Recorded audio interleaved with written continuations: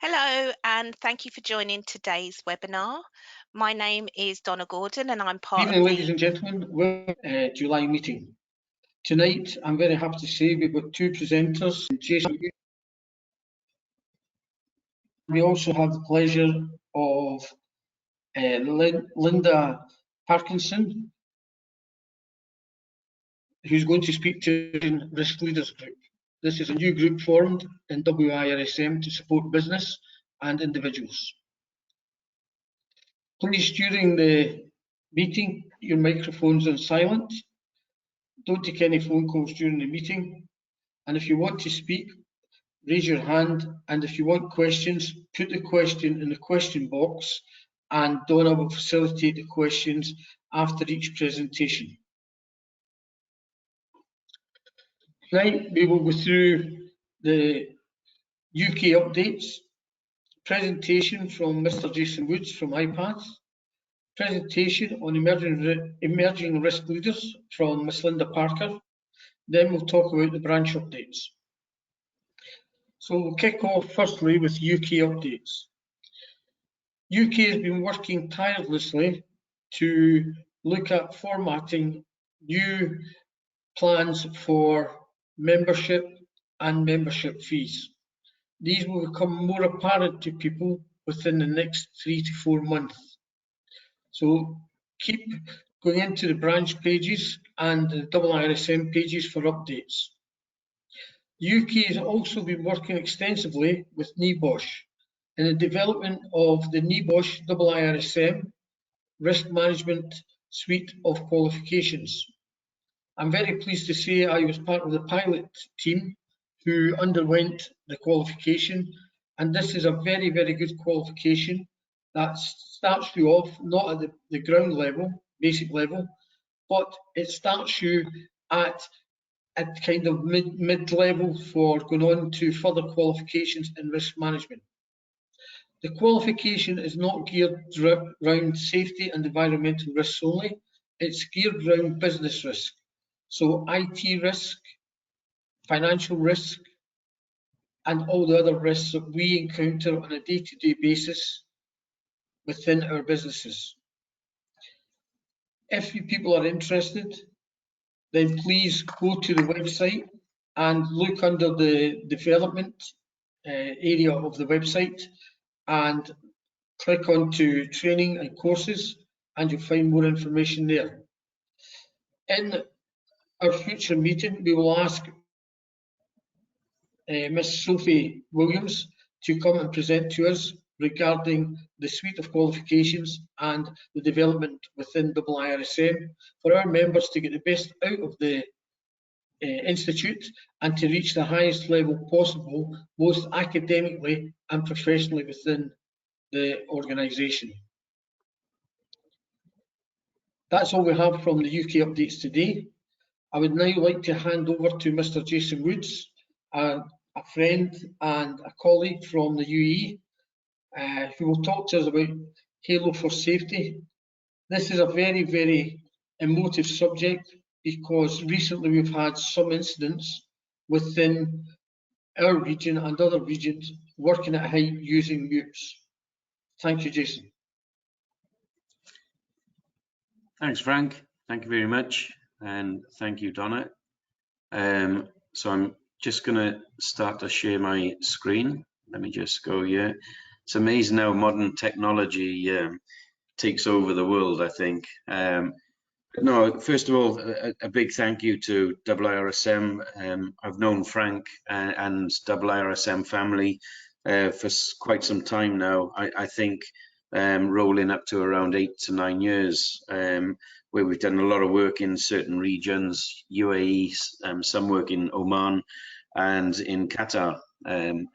So I'm not going to sell myself too much, but for my base is Dubai. I represent IPATH in and around the Middle East and South Asia regions, and now I have taken on Central Asia also. The main goal for myself is to certainly try and reduce risk in terms of working at heights and using elevated work platforms or mass climbers.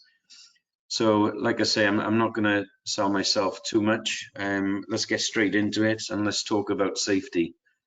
So I think what we have to do to start off with is think about the hazards and risks which do follow working at height. We do see a tremendous amount of platforms being used throughout the Middle East, and Oman is a growing region for elevating work platforms. So just to let you know, currently we feel that we have around 2,500 machines kind of floating around the Oman region. And that can be a mixture between scissor lift, boom lift, spider lift, truck mount machines. But we feel that the figure is currently around 2,500 and growing. Like I say, I want to get deep into it to start off with, and then we can kind of get the nice stuff on the home run sort of thing. As you can see on the screen, you know, working at height does come with some risks. The factors can revolve around operator error, it can revolve around management error, or it can revolve around a freak accident. Unfortunately, these things kind of follow us as an industry sector. So as you can see on the screen, there's a number of different areas. Tip over is quite strong. If you look at the image in the center, you know, we're in a public area. If you think of the lifting envelope is not set correctly. We have oncoming traffic, and then on the right side, you'll see loading and unloading. Again, you know, great risks. Not always a great height. Sometimes we deal with low heights and injuries at low heights. For tonight, I'd like to talk about entrapment.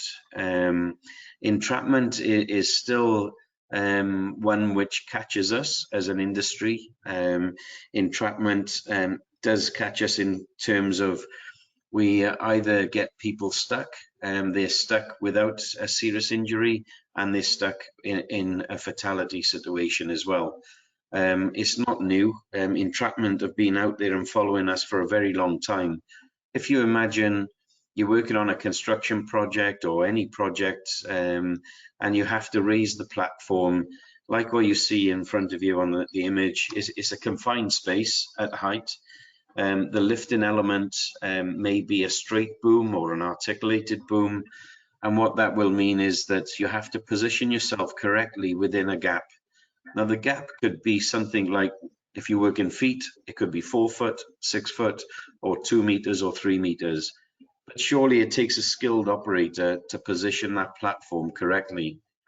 As we go on into the slide presentation, you'll see that, you know, there are areas of concerns and there are times when things go wrong. Young John Wing, as you see on the top right-hand side, unfortunately, he got himself caught into a situation and he never survived. And that is 20 years old as a youngster on a construction project. As I say, you know, entrapment is not new. It has been following the elevated work platforms for quite some time.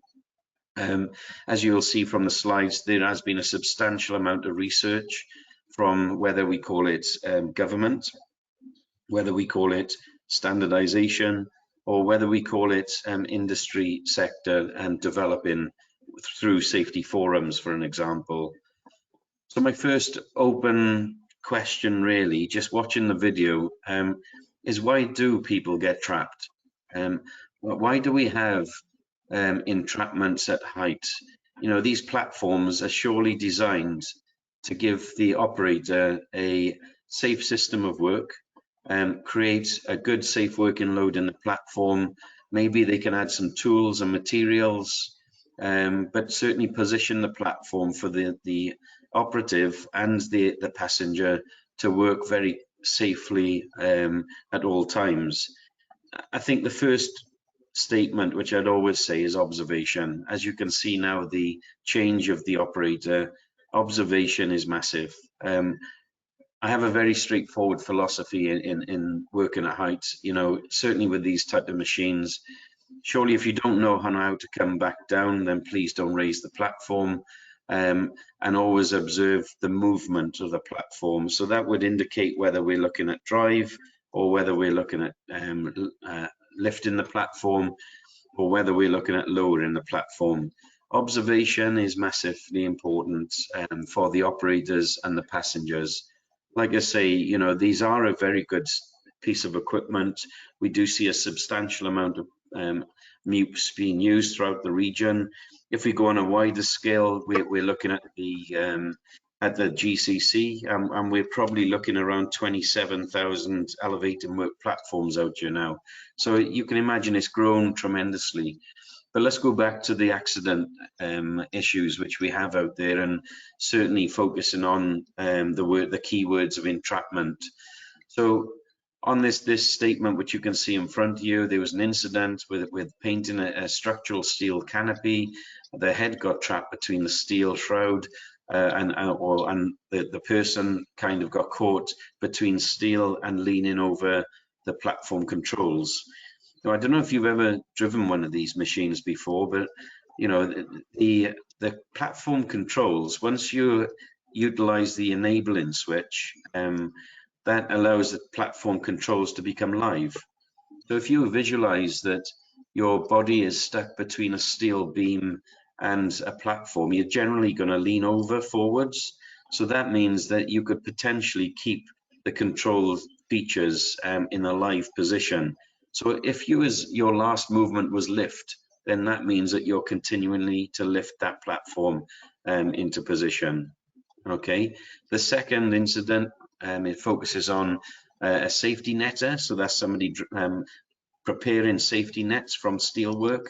And again, think about it, that he's reversing at ground obstructions or at level, working in and out obstructions. But again, he's reversing the platform into position. So think about the body positioning. Very important that we focus in these incidents here, guys, because you know, when you use this type of equipment on your projects, your job sites, you know, we don't just drive forward, we actually drive in and out obstructions. We have ground obstructions as well as overhead obstructions as well. So hence why it's very important to make sure we have the right lifting elements for that particular platform. I'm going to kind of divide our presentation here. So we're going to talk about primary guarding, and we're going to talk about secondary guarding, and it will all relate then back to incidents. But as you can see from the dates, you know, these kind of incidents, they're not old incidents. Second or entrapment is not old. It's been out for a very long time, and you know, continuous market research and market development is how we go forward.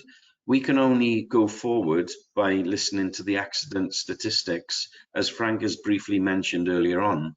And I think we should, as safety professionals, we should really take note of this. So the first step was involuntary operation of machinery. So like I say, these types of equipment have been out for a very long time. You know, we could go back to 1970s if you want, you know, as industry is growing. Before that, maybe we were on scaffolding, but we had to change something. So the first step of home base was, you know, let's try and reduce the risk of the person touching a control if he's in a position where he's at risk. So we call this primary guarding. So I don't know if you've driven one of these machines or recently, but you'll notice that on the joystick there's a trigger, and you have to press the trigger in before you're allowed to push the control forward. If you're on a boom type machine, or what else are they called, man lift, cherry picker, you have to put your foot on the pedal. That's called secondary guarding, or sorry, primary guarding. It means that you have to prime the control and then go for the control. So that was our first step, our very first step of trying to reduce the risk of entrapment. Remember, in that short video which you've seen, you know, we have to focus on observation. If that operator is lifting, surely he needs to be focused on the lifting element where he's positioning that platform. So just on the first slide, we look at involuntary operation, we look at primary controls, we're trying to reduce the risk. Naturally, standards follow as well. Back in 2005, the standards then started to have slight amendments.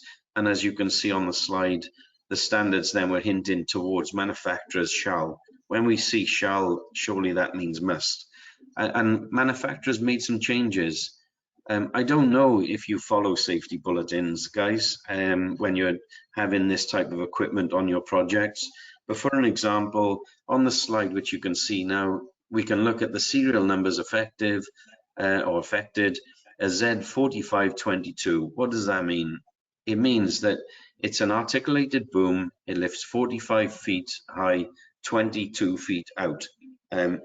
Depending on the year of manufacturing, this would be then that on this type of machine, we would recall that it needs to come back in for a primary guarding system to be fitted. Okay, so as you can see, there's a big list of Genie machines back in 2007, and it was hinted that these machines should come back in. This is what I would call a safety bulletin. Okay, we'll move on. 2011, industry still keeps growing. As you can see, we now turn to physical guard on the right, which is called the sanctuary zone. So this would protect the operator and minimize his entrapment position. And on the left side, you will see it's now become an electronic system, and it's called a sky siren. Now, you kind of spin two plates here. Well, you have to ask yourself the question to start off with, should I be trapped in the first place? Surely the answer is no. So a good risk assessment and control measures in place would take these risks away. If we look at the sanctuary zone, it's fine. It reduces the issues with the operator getting caught and trapped, sorry. But the disadvantage is that now my space has become different. So my approach and my gaps and the platform height and so on, I may not be able to fit this platform where I would like to work. What I would most likely do then is encourage climbing out of the platform. So you have to be careful on which systems we go for. The Sky Siren or the electronic system, surely that I would ask myself the question that, am I allowed to get trapped before this is triggered off? So again, I would reverse back and think observation, focus, and watch your platform movements. Again, there's development from manufacturers. The standards was already there, as we've seen, that it was encouraging manufacturers to change elevating work platforms. Please remember that, secondary guarding is an accessory to a platform. So in the early days, not all platforms would come with this type of equipment fitted as a manufacturing fitment. It would be an accessory. Accidents, let's start again. So when we look at investigation and accident statistics, we can only change things as an entity and as an industry when we start focusing on reports. If we don't have reports, then we don't know what's wrong. So again, please bear that one in mind, because I will encourage all safety professionals to keep reporting accidents, whether they're near misses or incidents. Nobody gets injured, thankfully. Let's still report it, because potentially it could grow. Who has the accidents? Going back to the slides which you have, back in the UK in 2013, we had a working group and we had to focus on different phases. So one was the accident, if I'm honest, and why do we have accidents of entrapments? As you can see, poor ground conditions is there, poor maintenance, trained experience aspects, working alone, which we'll touch on in a second. And 16% of accidents out of 47 was entrapment. So surely that sends triggers off then to the industry, linking to manufacturers, suppliers, and certainly guidance. When we look at who's involved in these type of accidents, I think it's right in front of us now. Human error, lack of knowledge, the dynamics of these machines are changing. They are getting computerized. They're not always fully manual. Sometimes we have some nice features of hydraulic systems where it becomes automatic, and they could be self-leveling. There's lots of things, but the key ones to take out of this mind map would certainly be management factors, environment, lone worker, human error and certainly lack of knowledge. But as you can see, they tend to jigsaw together. So please, you know, when you are doing your risk management systems on site, please take some considerations here, because ideally the person who's in that platform should be safe at all times. I'll just carry on with some further development. As you can see, that the year is now starting to tick along. You can see development of platforms coming in with different secondary guarding systems. The work group continually worked very hard in these days to try and get the right solution. But it's like anything, you know, standards keep changing and altering, maybe not on a daily basis, but a lot of research behind the scenes. We will see standards changing. So these are an example of primary and secondary guarding. So the trigger of the joystick is there, the foot pedal, and then you have the green button, which you would have to press before you're allowed to start using the main controls. We have some old buzzwords, which we would call it anti-entrapment was one word.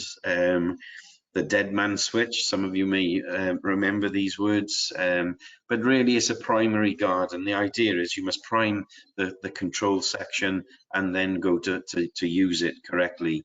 But what we're really focusing on again is operator observation at all times. As you can see on the left, we have an operator's alarm, so if he becomes trapped, surely the alarm would tend to trigger then. And then we have different system on the man lifts, called the safe man system. But it would mean that you would press your body against that particular area, and it would trigger off an alert. And what it should do then is to stop the platform from lifting. Okay. Now all these designs and manufacturers, you know, sensors is all sounding really great. But I think that what we've got to try and focus on is the poor operator in the platform at all times.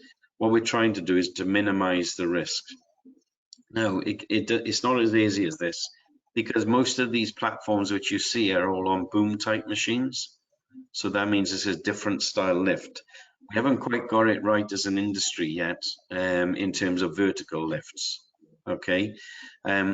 As you can see on the slide there, a manufacturer came out in 2016, and what they've done, they've covered the operator. But remember, this machine which you can see in front of you can most likely take a safe working load of around 250 to 300 kgs. So with that respect, you know, you may want to put more people in there. So then you've got to ask yourself, who's the safest guy now, the operator or the workers? Or should they all be safe? Should they all not have a risk of an entrapment? Moving back to accident statistics, as you can see on the screen, you know, like I keep saying, it's not new. Entrapment's not new. It's out there, and it's a big risk for us, especially when we're working in height, in projects, in confined space. So back in the 2013, where we really started taking note of these figures, you can see 14% of the accidents was entrapment. Slight reduction between 2014 and 15, which is fantastic. My experience of the Middle East, guys, we have had a fair share of entrapments over the last 12 years. Frank will be aware of some of them because they were in the UAE, but we'll just call them, you know, we're not going to name companies or projects, but, you know, if you think of an entrapment, it can be avoided. And it's just back to a little bit of planning.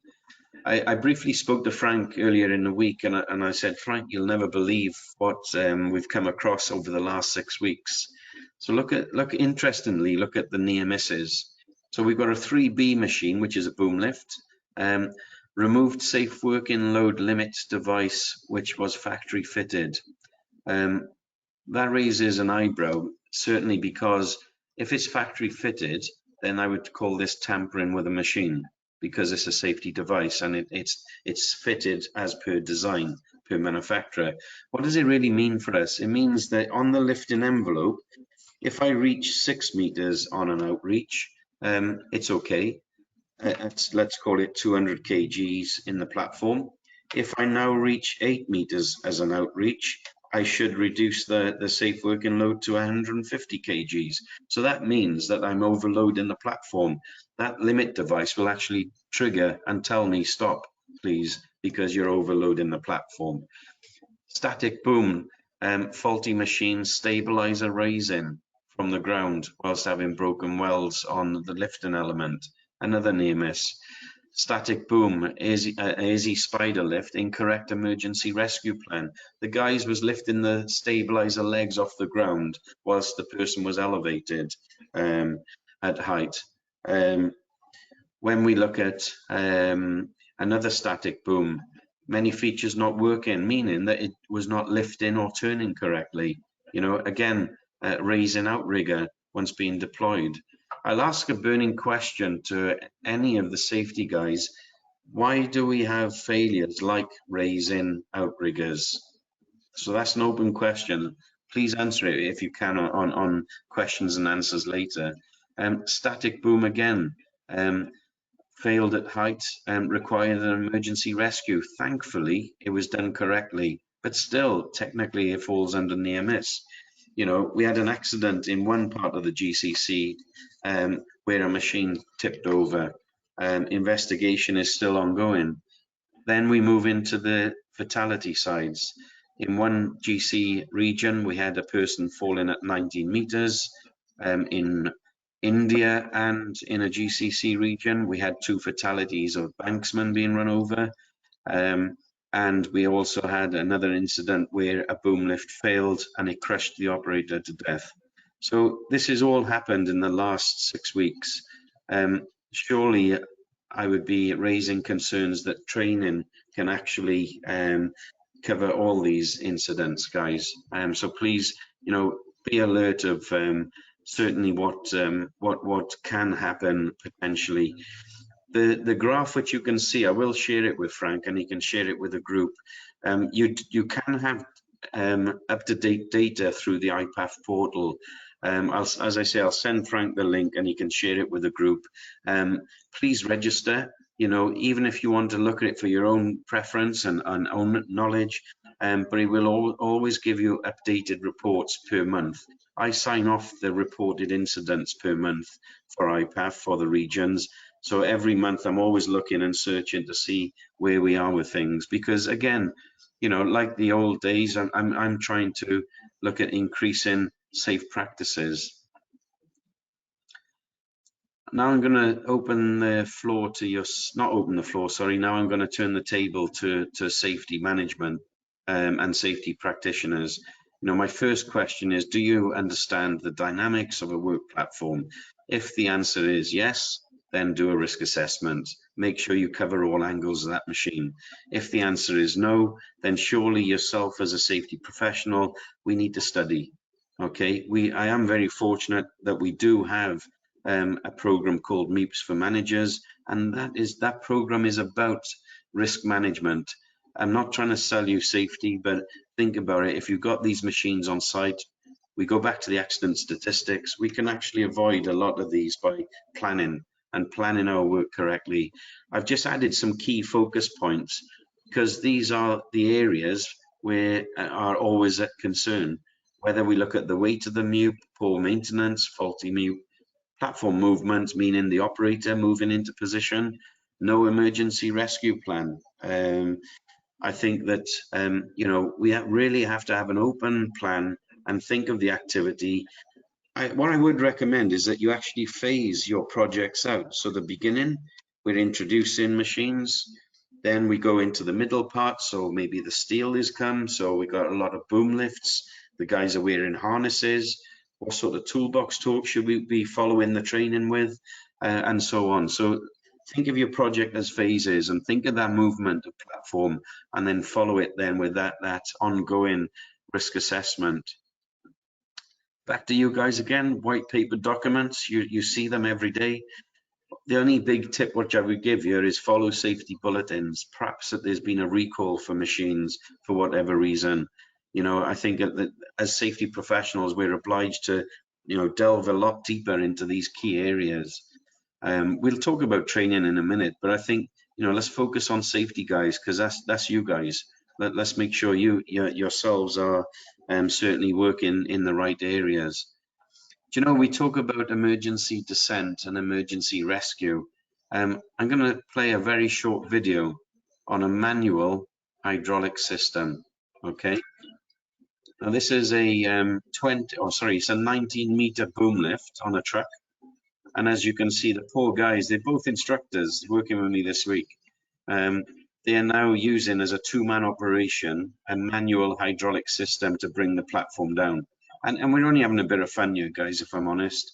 But I would be guessing that at 19 meters elevated in position, I would probably want to estimate about 40 minutes to bring the platform down. I'm going to throw the question back to yourselves as safety professionals. You know, how does that embed then into your rescue plan? So that's again, it's an open question. Don't feel that it's always an auxiliary system where you can have the luxury of pressing a button and the hydraulic platform will come into position. No, sometimes you will work on a hydraulic system. So we're relying on cylinders, holding valves, control valves, and making sure that the guys are quite strong to bring that platform down. Now we move into safety innovation. Okay, safety innovation is an ongoing thing. I've been working with these guys from Halo for Safety, and what they've done, they've come up with a unique add-on to a helmet where it actually supports the person and the movement of the person, and it gives you a bit more scope once you're in that work platform. I have had the odd question, does the manufacturer approve it? And the answer is yes. This is a JSP helmet, and JSP has announced that they do approve fitting the Halo attachment to the helmet. The Evo 5 works sufficiently. It does not affect the strength or stability of that helmet. So let me just play a short video. I don't think you can hear the sound, but there's no need. I think that oh, what did I do? The video will actually explain itself, but as you can see that the component, let's call it, the safety device component is fitted on top of the helmet. It's kind of very light, so it doesn't really affect the head helmet of the person wearing it. The Evo 5 is also a very light helmet, but as you can see through the video, it does kind of give us a unique addition of moving away from the potential risk of entrapment. As I say, the main causes of entrapment can be operator error, but the key area with this type of assessment or attachment, it allows it to be fitted onto the helmet opposed to the machine.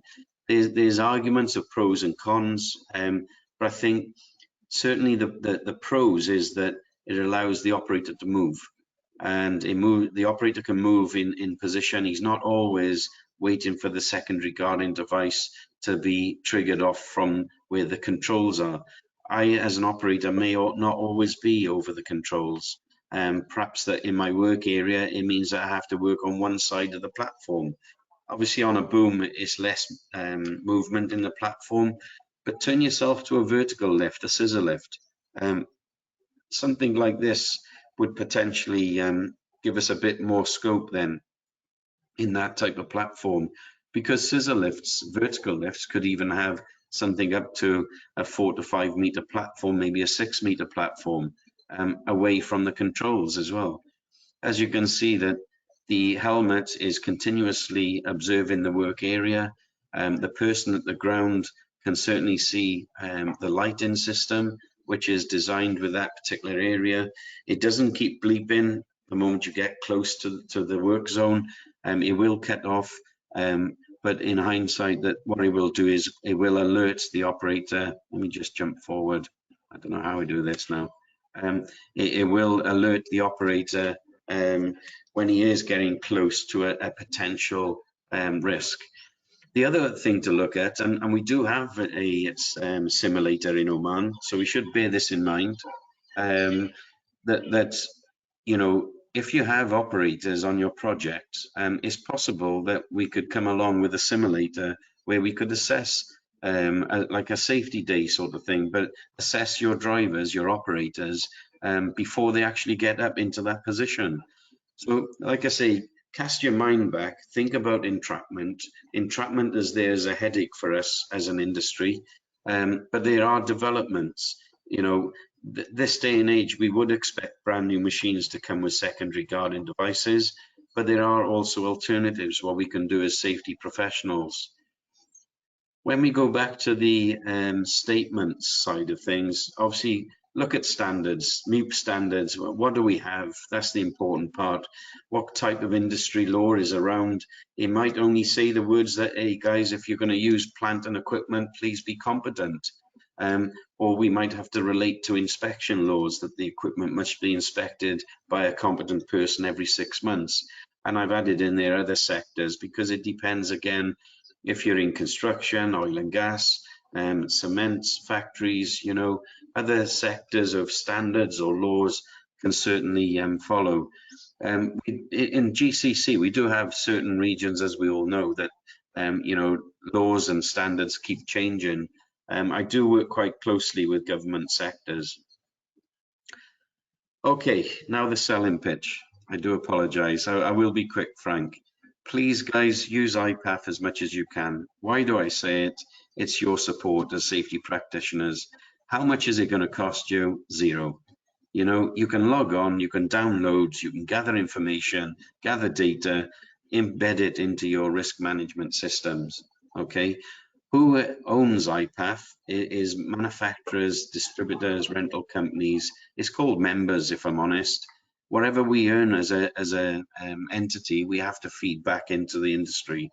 And that's when we go back to our research and development. So, like I say, we've gone really strong. We've come really strong over the last few years. I'm very pleased that we've seen more than 45,000 operators trained. I hope that the message is getting out to these guys. But management is certainly another key factor. And you know, if you need support as a safety practitioner, then let's do it. You know, let's help each other. We all walk the same path. You know, it's not a kind of us and them sort of thing.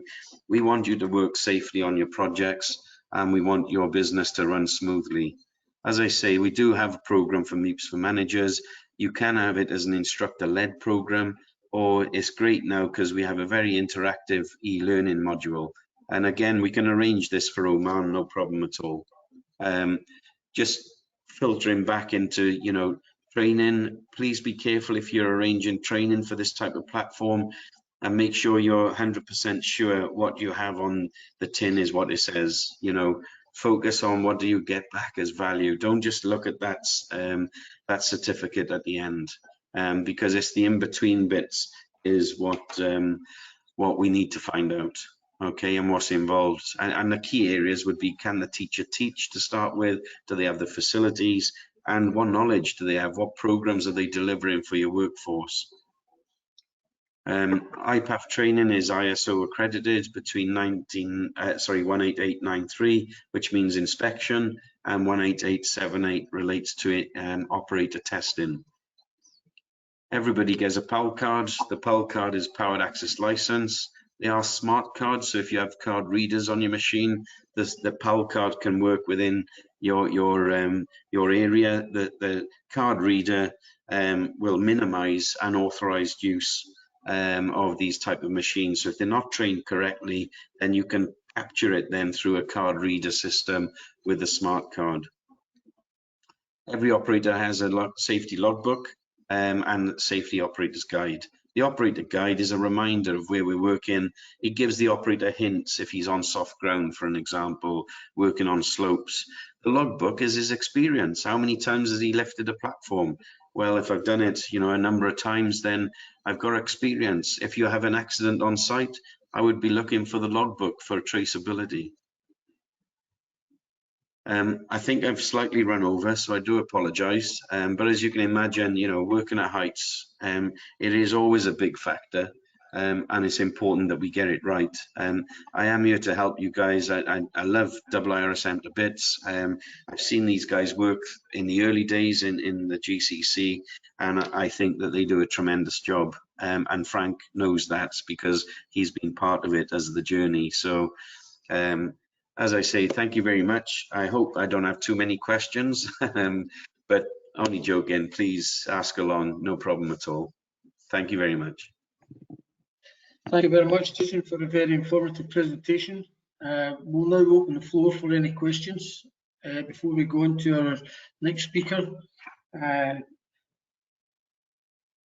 Linda Parkinson on Emerging Risk Leaders Forum. Has anyone got any questions? Hi, we've got more of a comment. Hi, it's Donna, everyone. We've got more of a comment, Jason. It's from Mark Montague. Okay. And he said they wanted MEWPs implemented to all rig and hoist sites. What he didn't see was controls at ground level for another person to use in case the primary person in the basket gets incapacitated. Okay, so the first step is that we must always have obviously a plan in place, and we should always familiarize somebody to be trained to bring the platform down into the safe position, the safe zone. So that really should be part of the rescue plan. So first of all, risk assessment, then rescue plan should embed, let's call it a nominated person, to understand these kind of controls. Just bear in mind, Mark, that there's two types of emergency lowering procedures. One is driven by the batteries, which we call it as auxiliary, and one is driven by hydraulic systems. If it's battery, we need to pay particular attention to the batteries if they've been damaged or they're not fully charged or there's some swelling, loose connections. Obviously, that'll work against that particular rescue. And if it's driven through hydraulic systems, then we need to take particular attention to cylinders and particular valves, which we may have to open up in relation to lowering that platform. But ideally, we should be looking at additional training for the person at the ground, 100%. I hope that answers the question.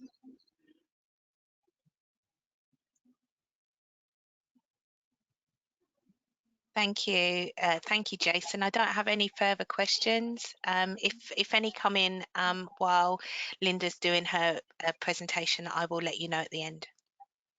Okay, thank you. Over to you, Frank. Thank you. Okay, team, I'd like to welcome Linda Parkinson, who is going to talk to us about the new Emerging Risk Group, which was formed by IIRSM. This group is there to assist us as members and your companies. So without any further ado, I'll hand you over to Linda. Thank you.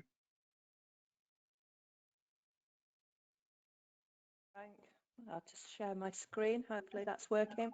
Thanks, Jason. That was really informative. I must say I've had the opportunity to try one of those simulators, and it's frightening how close to the real experience it is, isn't it? They are good. It's amazing. So, it really is. Yeah. I found myself just looking behind all the time, even though I knew that was just sat in a conference room. That the experience was so real. But yeah, good fun. So thank you everyone for the opportunity to join you today, just to give you a bit of an introduction and overview of what we're doing with the Emerging Risk Leaders Network. It's a project I'm really excited to be involved with, and it gives IIRSM a fantastic opportunity to extend their influence within the field of risk management, and also to help attract a younger demographic to share in the advantages of the membership.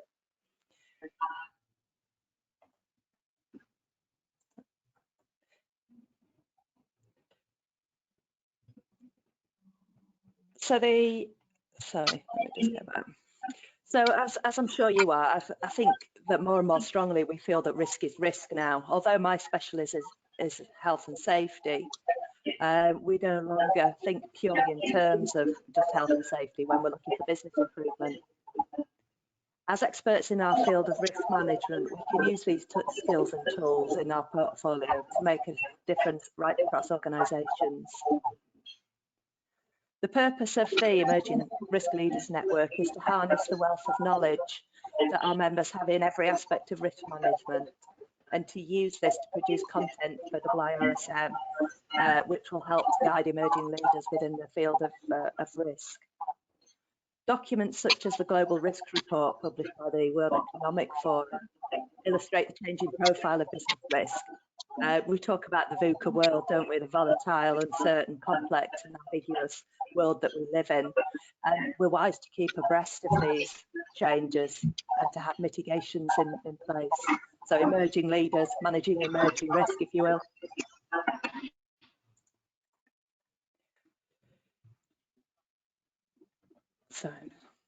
So the three main objectives of the Emerging Risk Leaders Network. These are to support its members to develop their influence and profile within the place of work and beyond, to empower members to build career success by learning from and supporting others from different industries, risk disciplines and geographical locations, so that we cross-pollinate ideas, knowledge, best practice and learn from each other. We also want to facilitate opportunities to showcase member capabilities through delivering informative and novel ideas and solutions through different channels. Do I have really bad feedback, or is it just in my headphones, Donna? There is a bit of feedback, Linda, yes. Right, I'm going to just try and go back onto, take the headphones off. I'm trying to try off children. I think it might be things worse.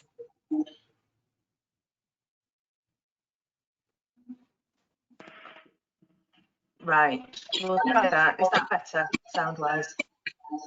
There's still a little feedback, but it's better than it was.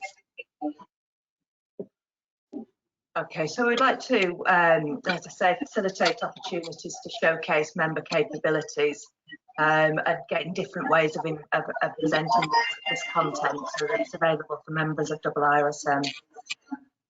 All this promotes the importance of developing risk and leadership skills early on in careers, and I'm sure many of us who've been in the risk management profession for a while, there's things that we wish we knew back in the day, and so it's really to get that knowledge out and shared with people. So let me just go through how we're structured. So the group chair is Callum Irvine. From Amazon, Callum moved to the position of Director of Safety, Security and Environment at Millennium and Popcorn Hotels, and is currently Director of a global consultancy in the UK. So he's giving his, lending his expertise to the group and leading.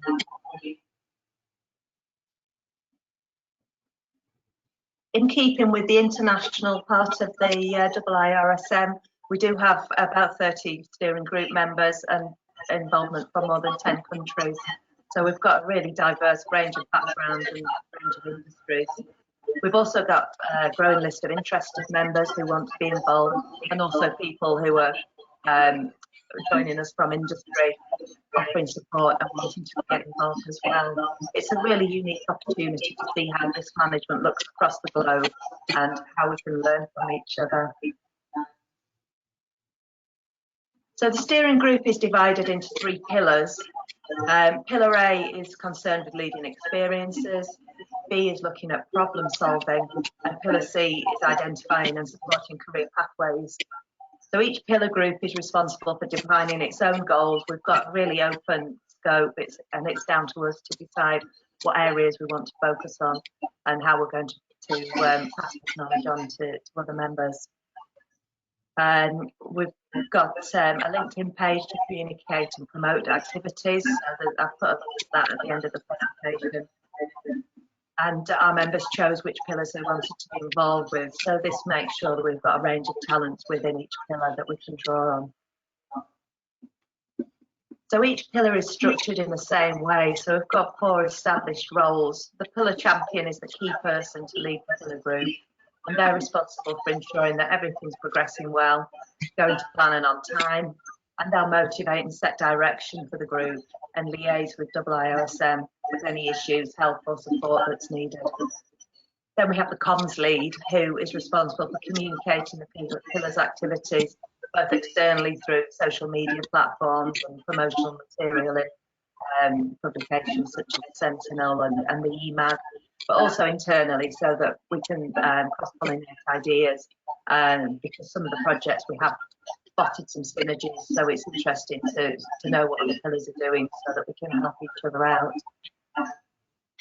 Within each pillar, we have a project lead who, as it sounds, they lead on specific projects, and then the teams that have decided that they want to be involved with specific projects as well. So in terms of what we're doing, Pillar A is what does good look like? So we're concerned with the developing an interactive risk workshop. So this is one of the projects that Pillar A is looking at the moment. And we're looking at how we can deliver this within schools and universities to give that early knowledge of risk management to people who are interested in joining the profession. That's going to be really interactive and submersive workshop using examples from real life and asking for people to help interpret those. Project 2 is to do with interviewing high-profile industry leaders, looking at their approach to risk management and their advice about lessons learned, and generate videos and articles for the Sentinel and for the e-magazine, as well as posting on the LinkedIn group. And then we have Project 3, which is the one that I'm project lead on. So we're communicating with organisations outside our normal professional bubbles.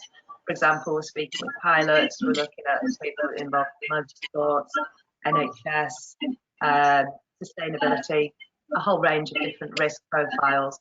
But what we want to do is just really draw out those common threads from people's experiences so that we can use case studies to produce a guidance document that will help unify risk management ideas no matter where the risk appears from, as it were. So project Pillar B is horizon scanning. So we're really looking at the novel and complex risk problems. What this group are looking for is primarily black swan events. So these are rare, arising from threats that have not been previously encountered or envisaged. Perfect storm events. So these typically arise in complex organisations where we've got large amounts of interconnected technologies, systems, and when multiple events, each of which could be routine and manageable in isolation, combine to trigger major failure. And then we've got the mega risks, which result from apparently known and familiar risks becoming unprecedented scale or speed. So an example of this that we've all been living with sometimes is the COVID pandemic. So although we were aware it was a possibility, if we're looking at risk profiles from previous to COVID and now, we'll see that it really wasn't on a lot of people's radar as a global threat. So at the moment, this group are assisting in areas of pipeline safety, and they're also awaiting confirmation of the project with the Saudi government, I think. So that sounds a really exciting development. And then we've got Pillar C, which is looking at career pathways. So as well as promotion, we're looking at sideways movements, and also, what does the ultimate 2030 risk professional look like? What will they be expected to cover throughout their work with this emerging focus on holistic risk management rather than it just being confined specifically to a health and safety view. The project 1 from Pillar C is looking at visual interactive career pathway map so that we can help inform our members' career decisions. Project 2 is creating the ultimate risk professional for 2030, and then Project 3 is looking at a survey to be completed by risk professionals, which is looking to understand, for example, what tools or resources they wish they had, and what's the most important item in their professional toolbox. And then we've got a Project 4, which is looking to produce podcasts and webinars, again looking at industry leaders and high-profile organisations. At the end of the experience, then we're hoping to produce a combined white paper looking at our experiences and learnings across the whole process of the Emerging Risk Leaders Network. So I hope that I've whetted your appetite with this overview of our network. Please contact Donna at IIRSM if you want to get involved, and also follow us on LinkedIn to keep up to date with news and articles as the project progress. I'm sure you'll agree there's exciting times ahead as this network continues to develop. So thank you very much for the opportunity to tell you about the Emerging Risk Leaders Network, and I'm happy to answer any questions that you may have.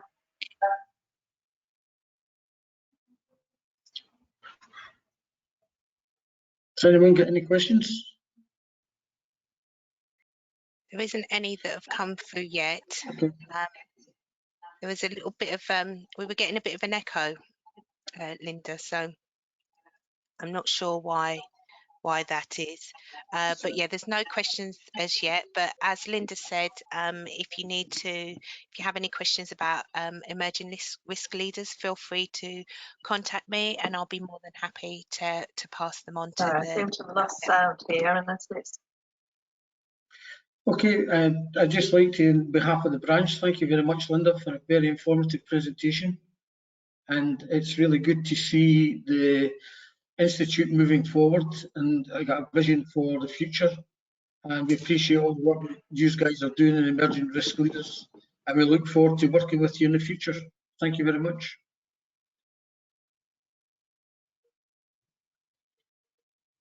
I will now share my screen, Donna. Yeah, bear with me, Frank. Sorry, I can't hear anything. I seem to have lost the audio. Okay, can you see that? Hi, Donna. Hi, Frank. You should be able to Can you hear me? share your screen Yep, now. it should be fine now. So have you got my screen now? Yes, Frank, we've got it. Okay, so just to continue with tonight's meeting, a quick update on what we're doing in Oman.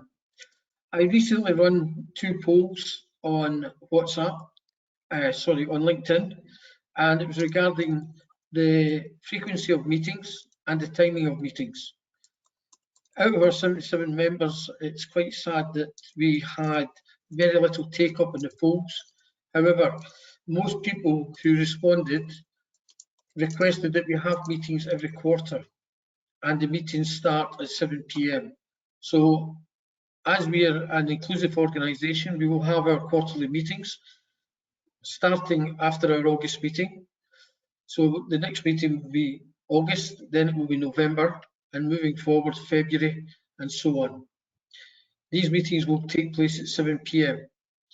However, in between the quarter, I plan to run some small half-hour to 40-minute webinars or information exchanges, just to keep us active within the branch for people who wish to have more communication on a more frequent basis. We're looking for committee volunteers. At present, we don't have a committee. We need to look to the future and try to form a committee. Initially, we're looking at a chair of the committee, a secretary, and a communications person. And as we grow, the committee can grow. But to make the branch more meaningful, rather than myself, we need to have a committee. So if you're interested in a committee, please either send your name via WhatsApp, via LinkedIn, or get in touch with Donna and give your names to Donna. Social media, I'm pleased to say that we went from our last meeting, we had 6 people on our LinkedIn page, and up until today, we had 77 people. From the professional standing, the statistics, most of our people are coming from the construction industry. And one of the surprising elements was that a large percentage of the people following our page are coming from senior management positions. So we will continue to upload information as and when suitable on LinkedIn, on WhatsApp. And if you need anything that you wish to be uploaded, get in touch with myself or Donna. We can upload it for you. It's an inclusive organisation, so everyone has to be involved. What I would ask members to do is look at for the next meeting, bringing someone along to the meeting with you, a colleague, a manager, friend. It's free, it's continuous professional development, and they may get something out of it. Hopefully they will. Certainly I've been doing this for more than 11 years now with IIRSM, and I've never left a meeting without learning at least one piece of information. Future events, we will have a calendar of future events which will be posted on our webpage. The next event will be in August, and that is about occupational hygiene. It's very important, not just because of the pandemic, but it's an area of risk that we don't look at. We've got HSE, health. Health takes up 5% of our time. We don't look at people's health in most organisations. There's a very good study that was carried out in the UK about testicular cancer. And when they done the study on testicular cancer in men, it was found that the biggest majority of them worked in garages or in heavy industry, where they wore their coveralls, they had them tied around their waist, and they used to wipe their hands around the testicle area. The lady who will present this is an occupational hygienist, and I hope that we can get good members attending this, some good questions and answers, because it is something that we have to look at. And especially now with the pandemic, where hygiene is a very important factor in everything we do. So without any further ado, I'll hand it over to the members and see if there's any questions, any answers, or any thoughts about how the branch should move forward in the future. Thank you.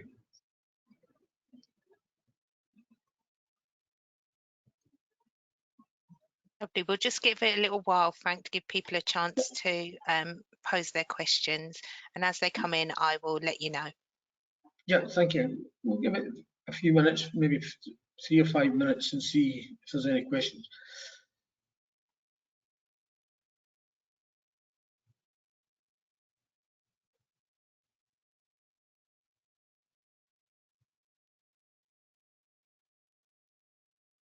While we're waiting, in case there's any questions, Jason, are you still online? Yes, yep. I don't know if you can see me, but yeah, I'm still here. Can you share your presentation with us, please? Of course, yeah, no problem at all. I'll send it across on email. The emergency risk presentation will all, obviously is on the what you call it, IIRSM website. But it's a good presentation. Both presentations are good for people to take away and look at in their own time. And if you get the presentations and you have a question, either direct it through myself or Donna, and we will direct it to either Linda or Jason. Okay, so we've got a comment. So Mark Montague, who asked the question to you earlier, Jason. So Mark's just saying hi to everybody. He's not a member, but saw some activity on the LinkedIn page. So thank you, Mark, for joining us. And he has a question about ISO 45003. I'm just waiting for the question to come through.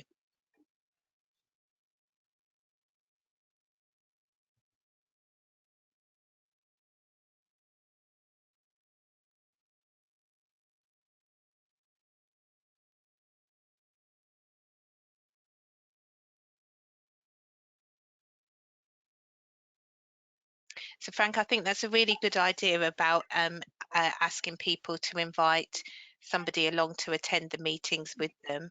And I think that will help to drive more activity for the branch as well. Yeah. The information is free, so we should use it. Definitely. And that's coming from a Scotsman.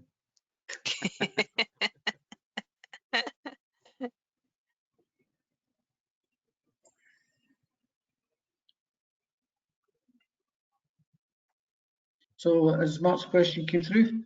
Not yet, not yet. As soon as it comes, oh, here we go. Lovely. So he's saying, so ISO 45003 is a fairly new standard relating to Psychological welfare at work. risk assessments. Yeah. I was wondering if anyone here has taken this up as a project yet, and he's looking to meet up and discuss this with anyone who's interested. 45,001's about the psychological effects and risks at work. Through our male nurse, we've done a little bit of work on COVID-19 and the effects of people who have been off work, especially for more than the quarantine period. So more than in Oman, the 10 days, which we've had a few. So the way we manage that is when they come back to work, they don't automatically go straight into the workplace. They have to have a meeting with their male nurse. So that's the first thing that they do. The male nurse then does a psychological risk assessment to see their frame of mind for going back, because we're working in heavy industry. We're working with cement, we're working in temperatures of 1500 degrees, and one small mistake, one lapse of concentration can lead to a fatality. So he will assess the psychological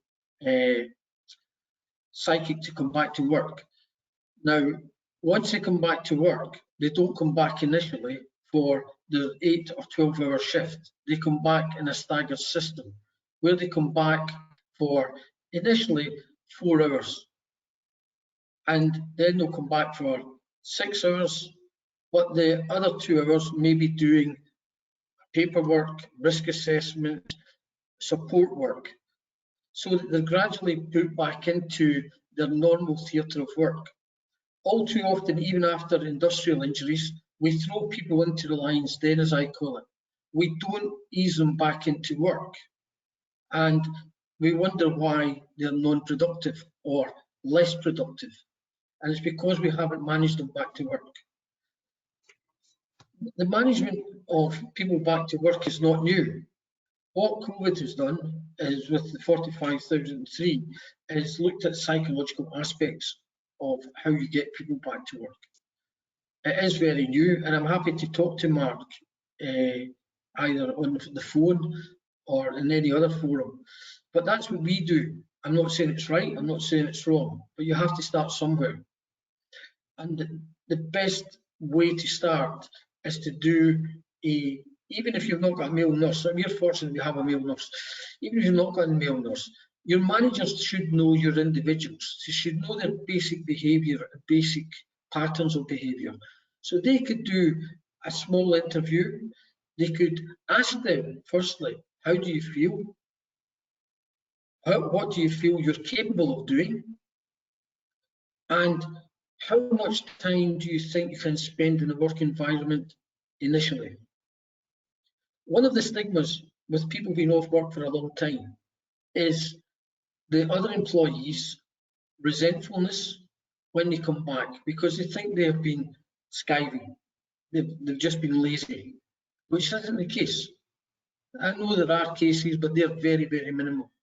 So these are the things that you can do. Managers can do it. You can also do a generic psychological risk assessment. And part of the COVID-19 is about the health and welfare and the risk assessment about bringing people back to work. Now, on talking about that, there's a big thing just now about people working from home, and it's stigmatised a lot of people because it says, oh, what is your plan for bringing people back to work? Well, they've been working from home. They haven't been sitting idle. So straight away, some people have actually taken that as a negative from their employer. So what we say is return to the office, not back to work. So using terminology is very important as well. You know, we've got people who are working from home. They're probably doing more work at home than they do in the office. They've got less distractions. So again, we have to be careful how we manage these things. So hopefully that will give some light to Malcolm. And as I said, if he wants to discuss it more, I'm happy to discuss it. Thank you, Frank. Yeah, so what I will do is I will connect you with Mark, and the two of you can discuss it in more detail. This one's maybe for you, Linda. So it's thank you for a great presentation. This is from Majid. If he became a member of IIRSM, how will the Emerging Risk Leaders group help him as someone who's new to occupational safety and health?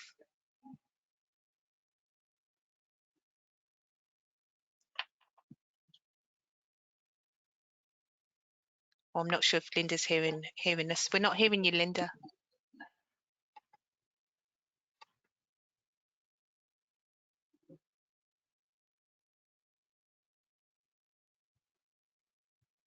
No, we can't hear you.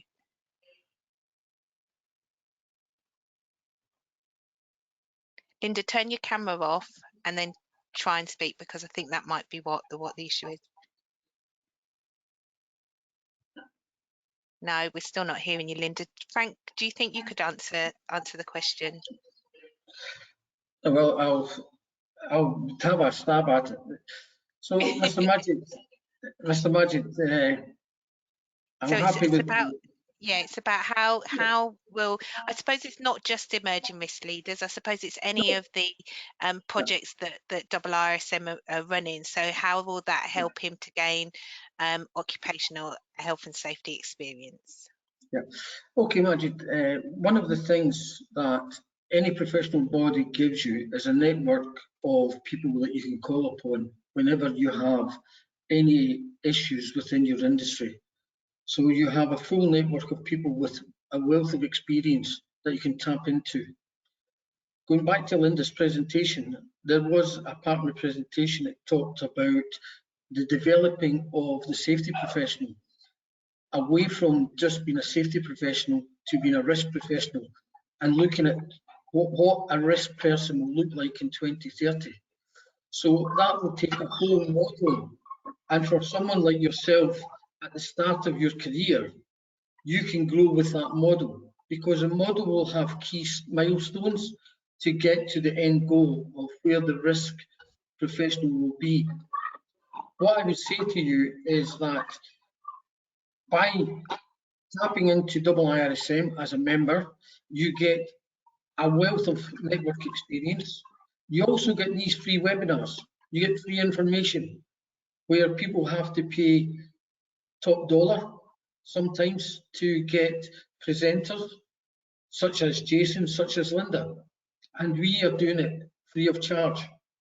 It also helps you to build your CPD portfolio, which now in a lot of regions and even in the Middle East is a prerequisite for some employment, especially if you go for the big job in the oil and gas industry or the chemical industry.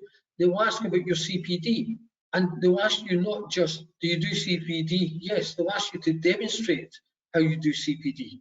So IIRSM has got in its My IIRSM page, it has a full CPD log that you can send to any prospective employer to show that you're keeping abreast of the current legislation and the current changes in industry.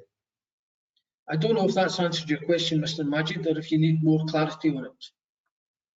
Thanks, Frank. Sorry, I was just having issues with the audio again. But yeah, what we're hoping to do is to release this information across a range of different platforms as well. So whether it's you like listening to podcasts and webinars, whether you prefer a written document, and also taking some of the highlights out of the end results and pushing them out through the IIRSM publications, the Sentinel magazine, and also the e-magazines that they have. So we're hoping that there's a really broad spectrum of interest there for people, and no matter what industry they're working in and where they are in their professional development, that there'll be information coming through the Emerging Risk Leaders Network, which will help support you and give you an opportunity to participate as well through workshops, etc. Can I just add one point to that? It just came to me as you were talking there. Sorry, Donna. Mr. Majid, also, if you listen to the presentation, each pillar will have a white paper. So by getting the white paper, it will give you direction. And again, that is a free publication that's available. If you go in the UK for a white paper, sometimes you have to pay for them. I don't know so much about Oman, but certainly in UK, some white paper you have to publish white papers. They're not free of charge. So you'll have the white papers, and the one you're looking at is pillar B. So again, go onto the website, research the website, and look at the information available. Look at the emerging risk leaders, look at the membership pages, and look at the information that's readily available free of charge to members. And if you wish to talk about it anymore, then please give me a call.